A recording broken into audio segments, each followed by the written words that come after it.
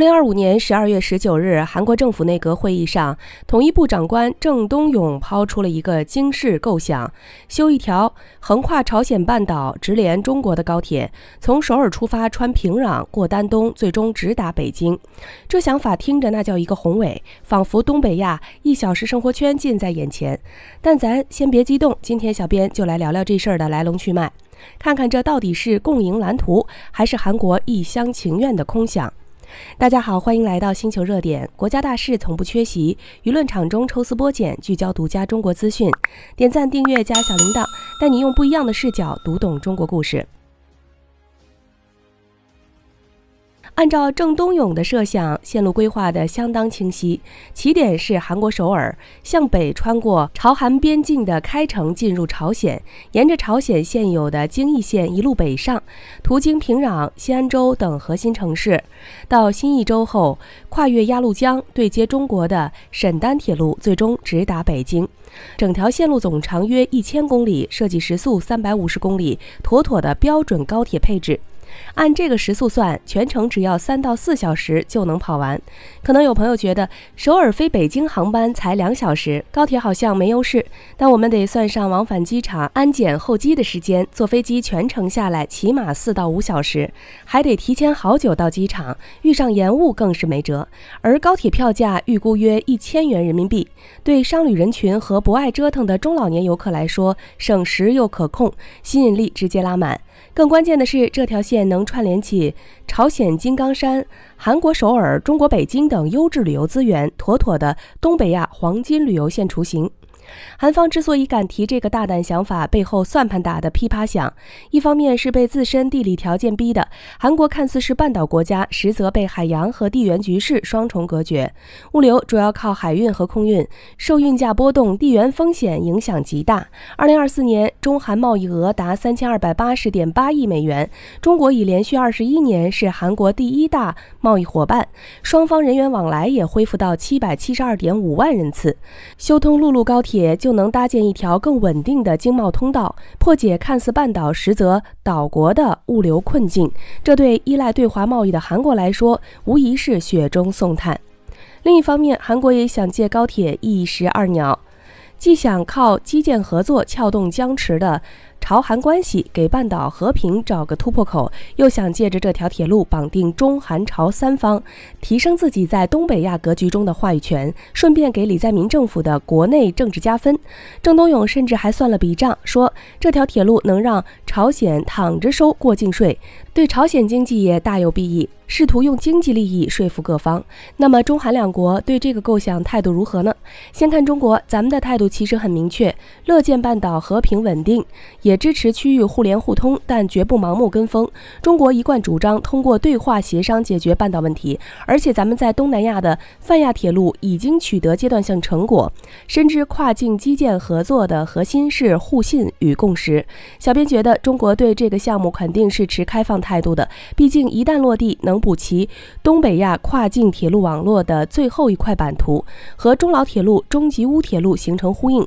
還能聯動俄羅斯鐵路網絡，放大一帶一路的地緣效應，讓中國在東亞的地緣基礎更扎實。但咱們的底線也很清晰，必須符合和平發展導向，不能觸碰國家安全紅線，而且技術標準、資金分配、運營話語權都得有保障，還得和東北振興等國家戰略深度對接。再看韓國國內態度就分裂了，統一部一門心思推進，喊着和平優先，還預留了預算，想幫朝鮮升級鐵路站點，甚至規劃在2026年初啟動聯合可行性研究。但外交部卻一盆冷水澆下來，明確警告，繞過制裁推進項目會引發美方不滿，危及韓美同盟關係。這種內部對立也為項目埋下了隱患。畢竟韓國政壇的尿性大家都懂，學西方民主學成了二道販子，總統任期短還動輒被清算。尹錫悅現在還在監獄裡蹲着，李在明這屆政府提出的構想能不能熬過他的任期都不好說，更別提長期推進這種跨10年的大項目了。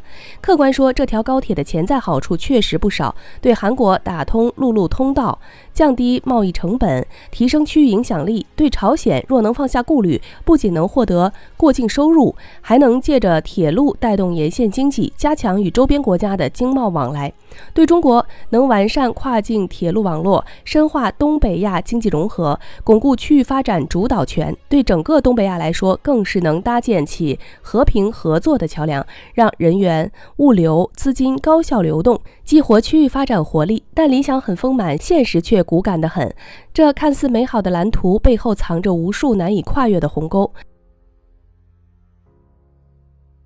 別看韓方把藍圖繪得天花亂墜，這個項目要落地簡直比登天還難。小編梳理了一下，至少有4大攔路虎，每一個都足以讓項目停留在紙面上。第一大攔路虎也是最核心的，就是朝韓關係的冰點狀態。這可不是小問題，而是從根上決定了項目的可行性。2024年，朝鮮直接修改憲法，明確將韓國定為敵對國家，不再承認雙方是兄弟之國，而是把韓國當成最大的敵人。更狠的是，朝鮮還炸毀了朝韓邊境京義線的部分鐵路橋，架設3重鐵絲網阻斷陸路通道。朝韓高層熱線已經中斷2年，邊境無人機對峙更是家常便飯。要知道，朝韓鐵路可不是完全沒基礎。2007年京義線就曾開通過貨運列車，2018年半島局勢緩和時，雙方還聯合考察過鐵路對接，但都因為關係惡化再次中斷。現在，朝鮮對韓國的警惕心拉滿，把韓方主導的合作都視作政治滲透，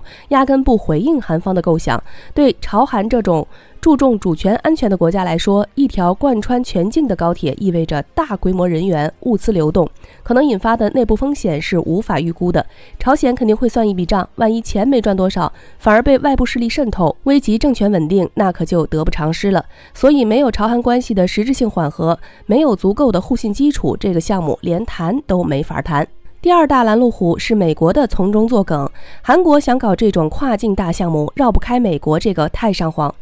駐韓美軍和韓美聯合司令部才是韓國真正的話事人，沒有美國點頭，韓國幾乎幹不成任何大事兒。美國對這個項目的態度很明確，反對。一方面，美國擔心中韓通過鐵路深化經貿合作後，韓國會逐漸脫離自己的掌控，畢竟財帛動人心。當中韓貿易往來更緊密時，韓國到底聽不聽美國的？美國心裡沒底兒。另一方面，美國一直堅持對朝極限施壓，要求先實現無核化再談合作。而高鐵項目必然涉及對朝設備、資金輸出，大概率觸碰聯合國對朝制裁紅線。雖然2018年朝韓鐵路聯合考察曾獲得過制裁豁免，但那只限於考察本身，不包括鐵路對接和現代化改造。美國早就放話，任何繞開制裁的嘗試都可能讓韓國和參與企業面臨2級制裁。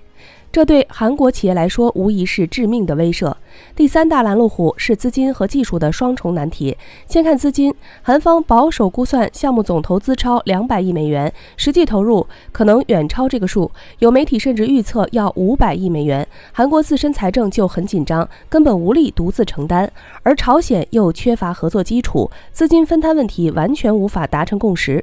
更要命的是，受聯合國對朝制裁影響，國際融資渠道基本被堵死，亞投行等多邊金融機構也不敢介入，沒有穩定的資金支持，再宏大的藍圖也只是紙上談兵。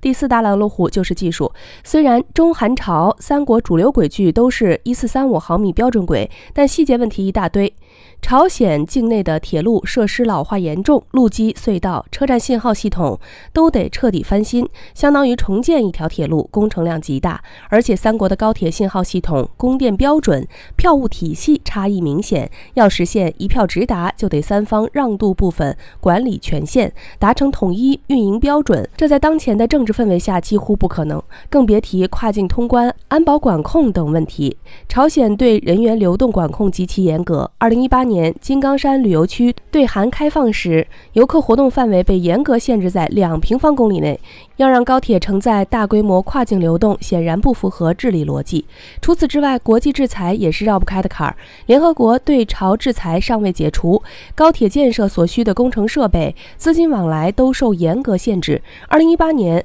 朝韓鐵路聯合考察僅能獲得制裁豁免開展基礎工作，後續的改造升級根本無法推進。美國一直堅持必須先實現無核化，才能考慮解除制裁，這就把項目和朝核問題深度捆綁，而朝核問題短期內根本看不到解決的希望。所以小編覺得這條半島高鐵與其說是一個基建項目，不如說是東北亞和平合作的晴雨表。它的落地必須滿足3個前提：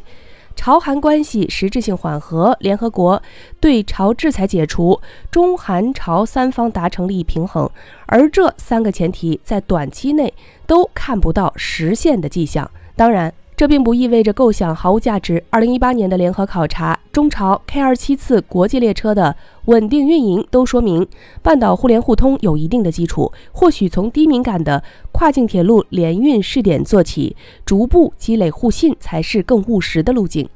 好了，今天的內容到這裡就結束了。如果你喜歡小編的影片，還請大家多多點讚轉發，讓更多的人一起見證中國進步。關注我的頻道，這樣既能回顧往期視頻，又不會錯過之後的精彩內容。那我們下期節目不見不散。